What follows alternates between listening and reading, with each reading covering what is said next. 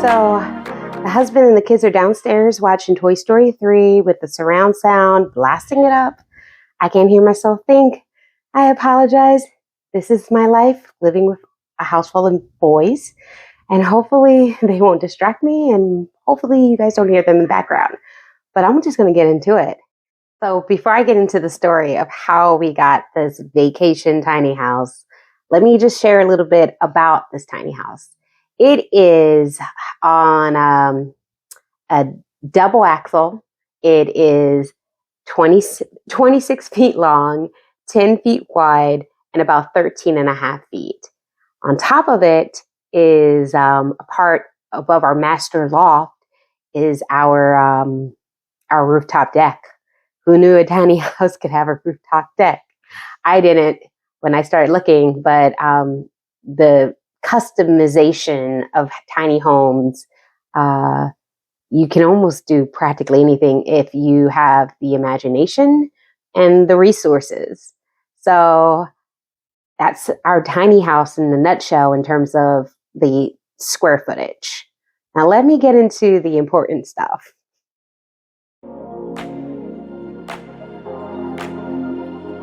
So why tiny? Why not? Honestly, we stumbled onto having a vacation tiny house. I was actually just looking for some type of vacation home that we could call our own, even because every 3 to 4 years our family's picking up and moving from one part of the country to the next. And so having something like a vacation home just sounded really appealing, because at least, even though every few years we're in different schools, different time zones, and when our new area, at least we could go back and have something that's truly ours. And so that's what came to this journey, is a vacation house. The tiny part, well, that just was God's plan, which was sprinkled in through the looks of the pandemic and prices going completely crazy.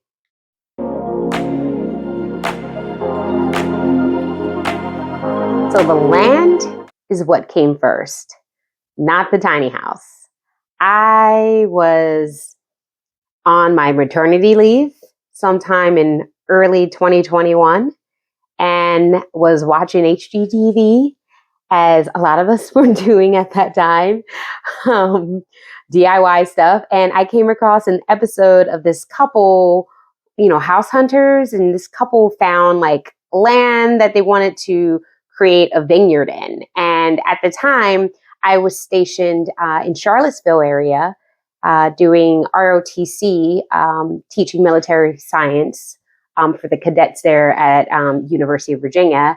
And I was firsthand enjoying all the beautiful, amazing vineyards that were in the area. So here I am, maternity leave. I'll say that I was sleep deprived, so that's why I came up with this idea. But I really was watching this show and seeing this couple find their land that they could get their vineyard. And I was just going down on a rabbit hole. I knew that I wanted land. And I really thought that if I bought the land, I could create a vineyard in an area that's already has a bunch of vineyards and it's very competitive. And oh, by the way, I have no idea. I have no background in agriculture, like nothing. I am a city girl. So, but at the time, in early 2021, sitting home in the pandemic, sleep deprived, I really thought we could do this. So then I started going online on Zillow, and I saw all these like 5-acre properties for $20,000, $50,000, and that you can finance. And I just went crazy. And so I spent a good part of the 6 months looking at, oh my goodness, I think I looked at a total of 40 parcels of land and in surrounding counties, because I didn't even know which county I wanted to be in. I started off with one county and ended up eventually buying the land in a county that was 2 or 3 counties from the one I was going for. So it was just the pandemic and me thinking that I could do what I saw on TV. And so I just went for it. And sometimes when I put something in my head, I will do what I need to do to get it achieved.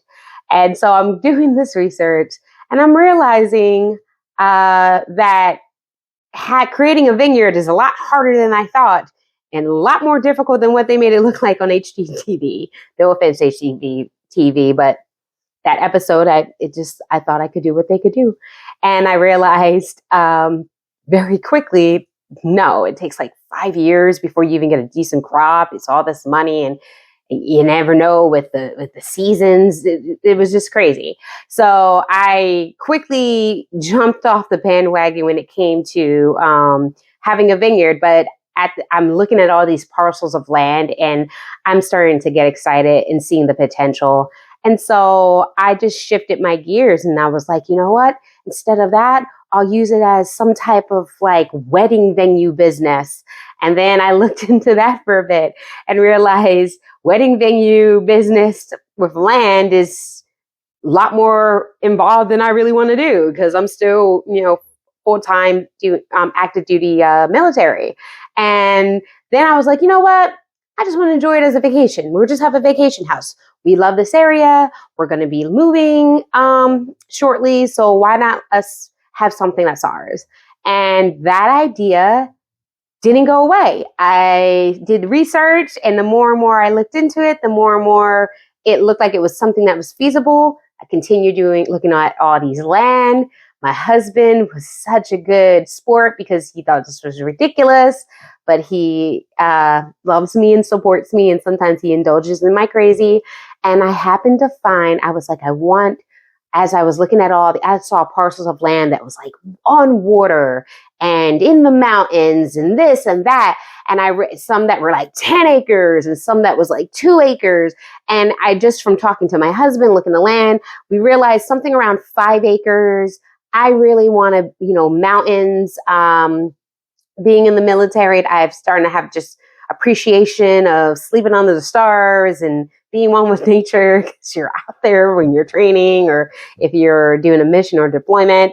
And so I just put out like what I would want and the price point, because I realized, my stomach was a little bit bigger than what we probably could afford, because we realized we were going to have to do some type of land loan finance situation.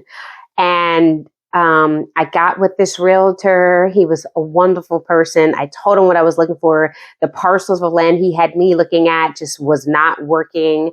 And I was still trying to look for 10 acres.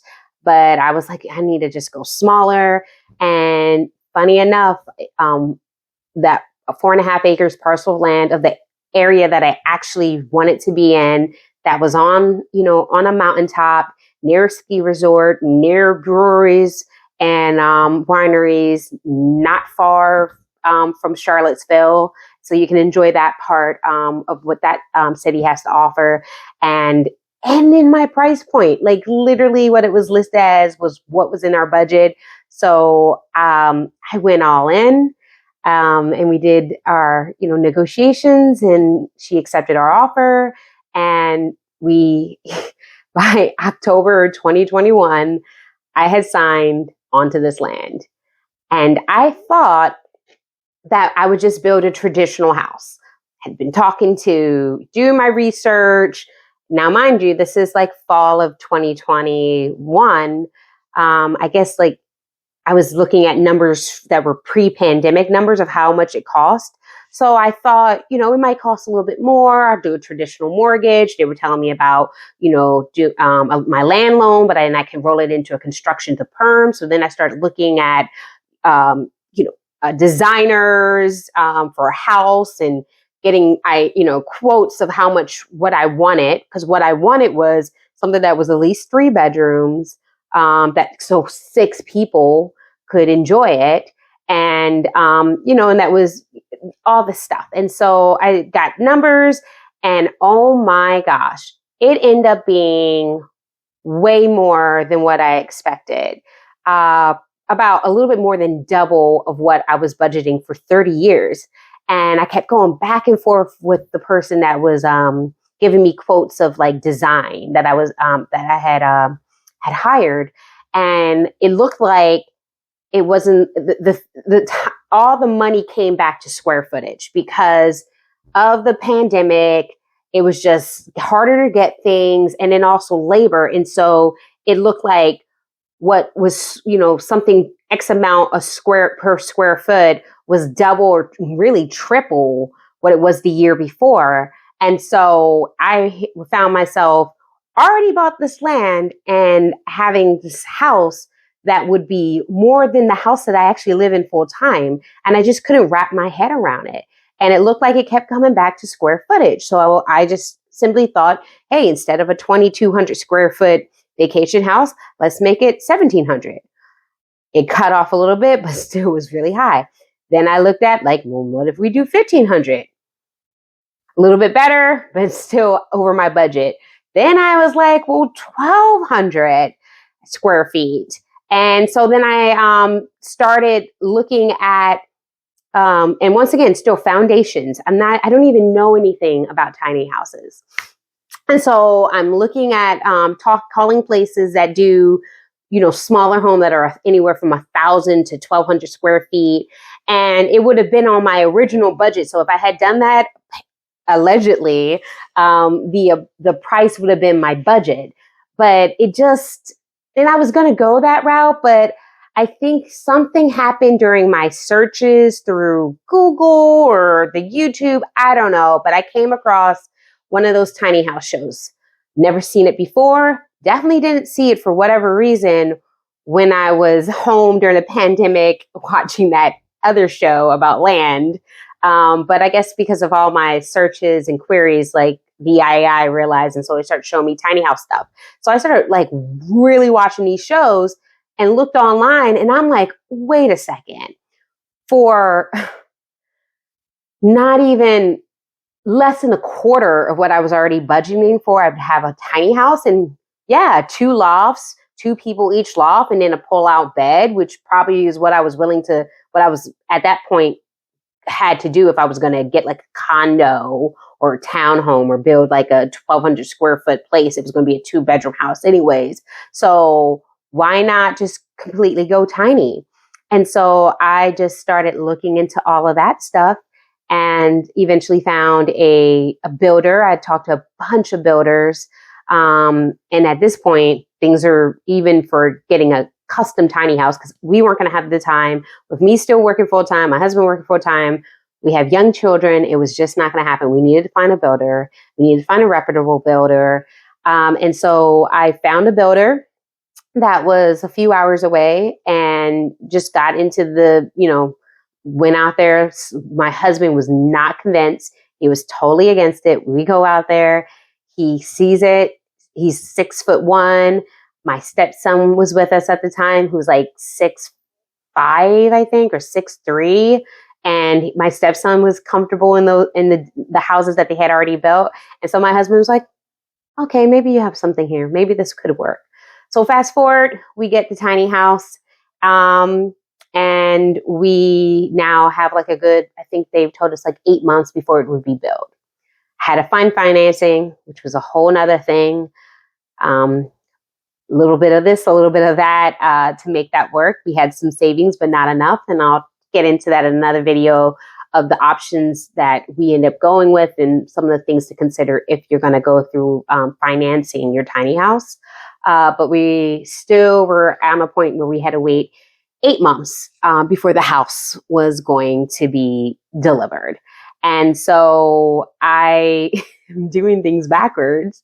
And I'm also talking to zoning to see if I can do this. So I wasn't, I got the land, wanted to do the traditional house. That wasn't really working out. Find out about tiny houses. And concurrently, while I was talking to like builders for tiny houses, I was also talking to zoning to see if I could even legally do this.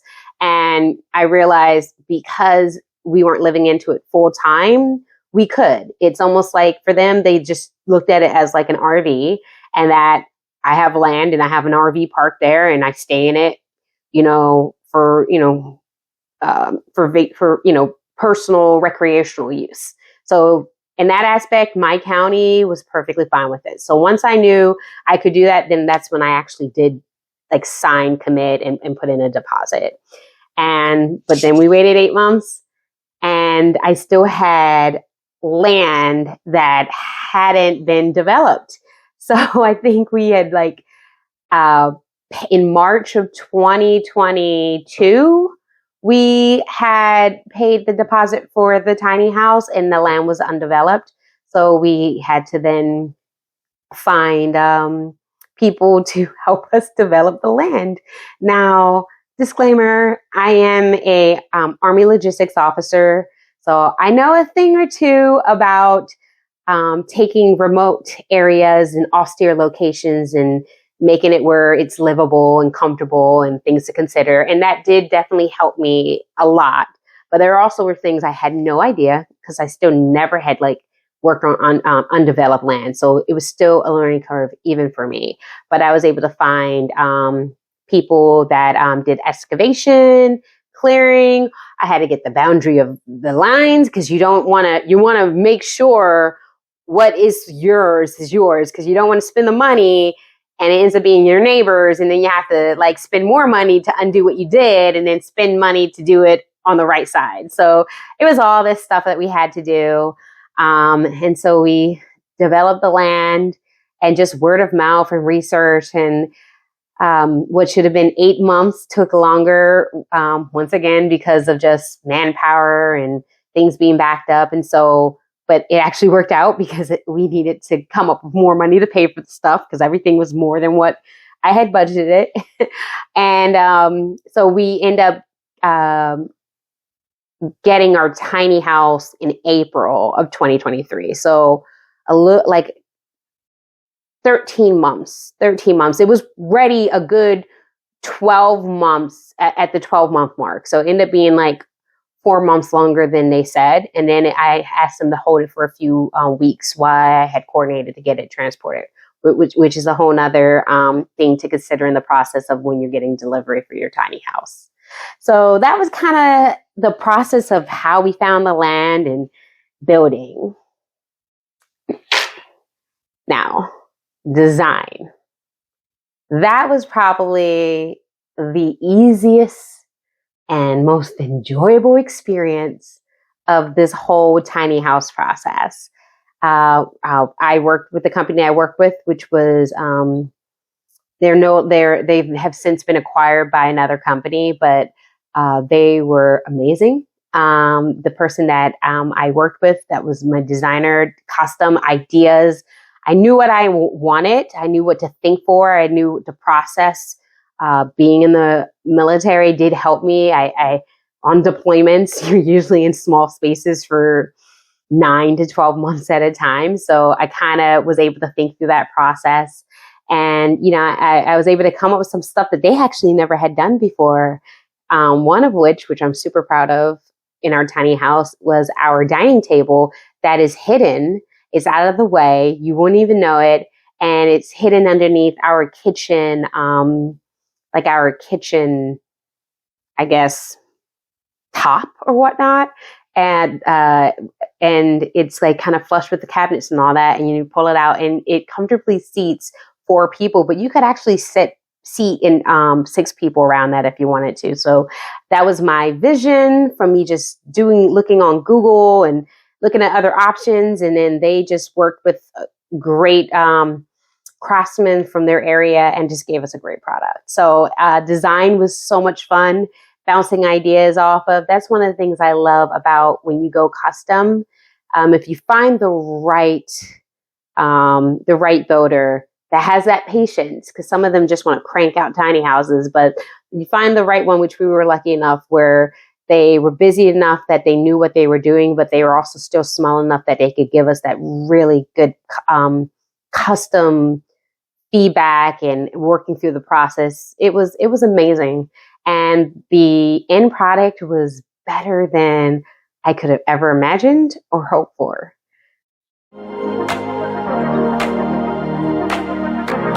Oh gosh. So what I like best about my tiny house, there are so many things. I I guess I can start with the tiny house itself. So one of my favorite features is absolutely the hidden dining table, which is very useful. We get a lot of great use out of it. Um, Besides that, I love my rooftop deck that goes over our master loft. I go out there. It is completely. It has like railing around it, so it's safe for children. But I go out there and I have the most. I just take on the beautiful views of our mountain once we got it developed and looking a little bit pretty because it wasn't that pretty when we got it. But just taking it in, smelling that air. I do yoga. I meditate. I drink my coffee in the morning. Oh gosh, mornings at my tiny house are one of the best mornings. I get up. I actually get up earlier when I'm there. What I also love is the peace that's surrounded because we're in the midst of nature. And the funny thing is, our tiny house, the way we have it, I don't know if another house would be able to fit it. Like where we are situated, it would be, yeah, you could do a stick built house, but it be a traditional stick built house. It would have, I think, looked weird. But the tiny house is just perfectly nestled in that part of the mountain that we cut into in our property line, but still gives us plenty of space for the kids to run around and do stuff. And then we still have opportunities to do more stuff with our land that's higher on the ridge line. So I love that. There's just so many things. Looking at the wildlife, just being with my family, being forced to be near each other and talk to each other because we're in a tight space. And oh, by the way, our internet's not always the best because of where we are.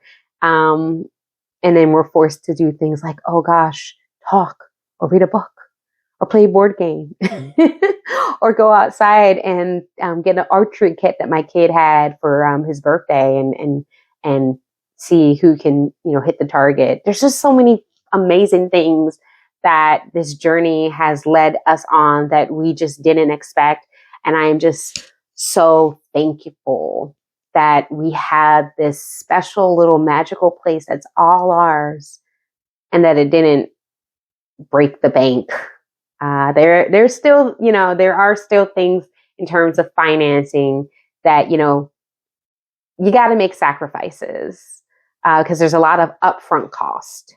But long term, we're not committed to a 30-year mortgage. And that's crazy. I'd rather hurt for a few years with, maybe the savings that we did, or if we took a personal loan, or, I'd rather hurt for 3-5 years and be completely debt free and have it paid off versus having something that is way more space than we realize we needed, way more expensive.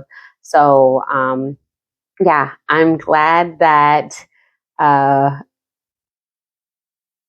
made plans, but God laughed, and that it took me on this other amazing journey that is just, like I said, I use the word magical a lot because it really is magical for us. And then for future plans, we have a lot of fun future plans with our property because I think we might have touched an acre of it, and we have 4.5 acres. So we are going to do small stuff because we spent a lot of money and we had to save up for the bigger stuff. We ran out of money and had to be creative, and we're doing mostly off-grid life and dry camping in our tiny house, which I can get into in another video of how we do that. But we're still very comfortable when we do that. But we're going to do some DIY landscaping. We're going to do a play area, build a play area for the kids. We're going to finish up the fire pit area. We're going to have some this year, a lot of DIY, smaller projects, but just to make the place more beautiful. Clean up some other areas that might be a little rundown, or we have little things like that. So that's what we're going to do for the near future. But the future, we would love to expand and maybe put a second tiny house and be able to have like our family and friends enjoy this property with us and doing trips. Or someday, with their kids and they're grown and having their families go down there. I guess it's kind of like a cabin, but with a modern twist. Even though I don't know if it's a modern twist because tiny houses have been around for a while. But regardless of old, new, or whatever, I am just so pleased with this little slice of paradise we can call our own. So I hope this video was helpful and gives you at least a good broadened background of who we are, how did we end up with this vacation tiny house, and just kind of like our thought process. So when you see future videos, you're like, it all makes sense. So thanks for tuning in. Until next time.